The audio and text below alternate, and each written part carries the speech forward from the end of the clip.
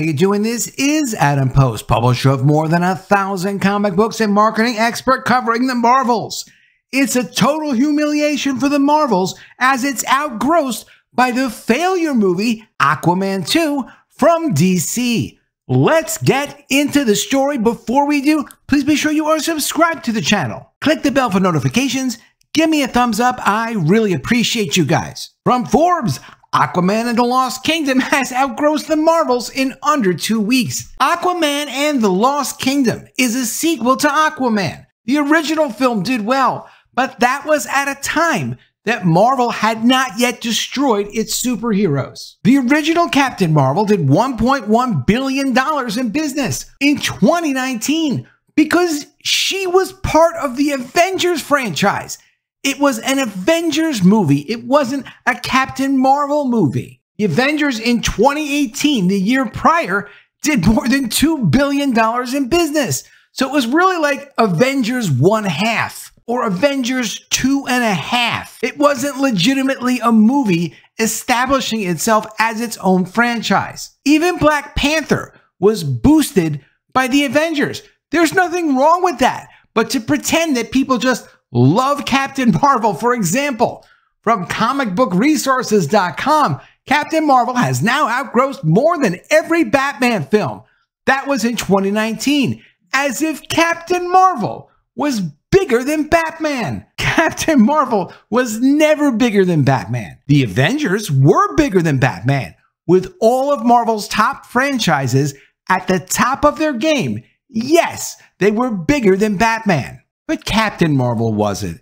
It's completely ridiculous and delusional. Aquaman and the Lost Kingdom, really Aquaman 2, is doing well compared to the Marvels. It's out for 2 weeks now. It's done $258 million worldwide. It's not probably going to make much of a profit. It might wind up breaking even at the end of the day. The Marvels is doing absolutely horrendous. They stopped reporting movie ticket sales a couple of weeks ago because it was doing that badly. It grossed $205 million worldwide. They're tremendously embarrassed over at Disney and Marvel. They spent more than $300 million making this ridiculous sequel and tons of additional money promoting it. But it's not just the failure of the Marvels that's significant. It's the failure of the entire Marvel Cinematic Universe. Because, as I said on Twitter, when the Captain Marvel news people were whining and complaining, as the Captain Marvel news people on Twitter were complaining, why bring up the Marvels? Why even mention Aquaman and the Lost Kingdom compared to the Marvels? Why is it a big deal that it outgrossed the Marvels? Well, as I wrote on Twitter, do you not see the significance of what happened to the Marvel Cinematic Universe brand? Because they decided it wasn't inclusive enough. It's been defeated by a defunct DCEU failure. It's absolutely historic. And why is it historic? What's the DCEU? The DCEU stands for DC Extended Universe. That was the cinematic universe for the DC Comics properties before James Gunn came in, took control of the studio over at DC with his partner Peter Safran, and now they're rebooting that whole universe. So people knew if you're going to go see Aquaman, it's not really part of the ongoing story. It's kind of the stuff that they had in the works. So it's difficult to care about the characters and the story because it's understood with superhero films, it's part of a larger story. But the DCEU is really not. Aquaman 2 suffered because it was the last movie of a dying franchise that's now being rebooted and given new life. I have a lot of confidence in James Gunn and what they're going to do at Warner Brothers. We'll see what happens. But the Marvels was not supposed to be the end of the Marvel Cinematic Universe. It is, but it wasn't supposed to be. That's why it's significant that Aquaman 2 is beating the Marvels. The reason we saw a Captain Marvel movie was because Wonder Woman in 2017 did over $800 million in business at the movie theaters. Marvel was embarrassed. Marvel said, hey, we need to do more diverse superheroes. What are we doing here? It can't be all men and white people running around making movies being superheroes. We can't have that. It's not fair. Well, sometimes life is not fair. When you're a company, you have to make things that are on brand. You have to be consistent with what your customers want. If you're not, and you abuse the control of the brand that you have, like Marvel did with their superheroes, You're gonna fail. Did DC embarrass Marvel with Wonder Woman's success? Yes, they did. Fortunately for Marvel, Wonder Woman 2 was also an embarrassment, but that's another story. Over on Reddit, talking about how Aquaman and the Lost Kingdom outgrossed Marvel's at the box office, I saw a great comment on Reddit from someone who really gets it. From Possibilistic. Jason Momoa. People want to see buff, attractive, manly men as superheroes. The dude you want to be or be with. Jason Momoa is that and then some. It's like we forgot the most basic formula. Disney started casting scrawny nothing D-list folks without the look or charisma and expected people to care. No, that is not how movie stars work. Does anyone want to hang out with the cast of the Marvels? I most certainly would not want to hang out with the cast of the Marvels. From the New York Post, Hollywood is finally being punished for its creativity rut. Hollywood is not being punished for its creativity rut. Hollywood is punished for being off-brand. I've published a lot of comic books before, and I can tell you this. People like what they like. You can't always anticipate what they like, but you can get kind of close. The market will send you the signals. You produce what people want. Give people what they want. If you try to give people what you want them to like, or you have some other kind of agenda, it doesn't work. The Marvel Universe was a constant process of iteration. They put out projects. Some of them succeeded. They put out other projects. Some of them failed. Marvel itself in the comics business has had tons of ups and downs, literally over the course of decades. The things that work, work. The things that don't work, don't work. You have to stop when you put things out and you get a negative response from the marketplace. This wasn't the real response from the marketplace that Captain Marvel has outgrossed every other Batman film. People went to go see Captain Marvel, of course, because it was part of the Avengers, not because it was a compelling character. You tell me what the origin of Batman was, and then you tell me what the origin of Captain Marvel was. Why do you think the origin of Batman was compelling? Why do you think the origin of Captain Marvel is compelling? There's literally no comparison.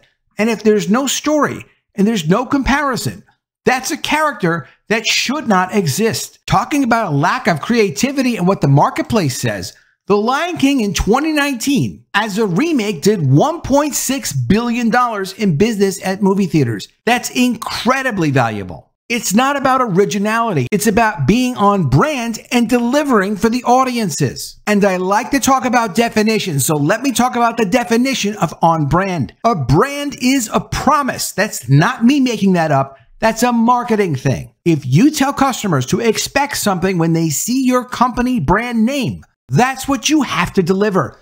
If you deliver something else, you get the Bud Light response. You get the Target response. You get the Marvel's response. Owning the brand doesn't mean you get to own the response to the brand. The response to the brand comes from you keeping your promise. Did you keep it or didn't you? If you didn't, you're going to find out what happens. Coming from Forbes, Aquaman and the Lost Kingdom has outgrossed the Marvels in under 2 weeks.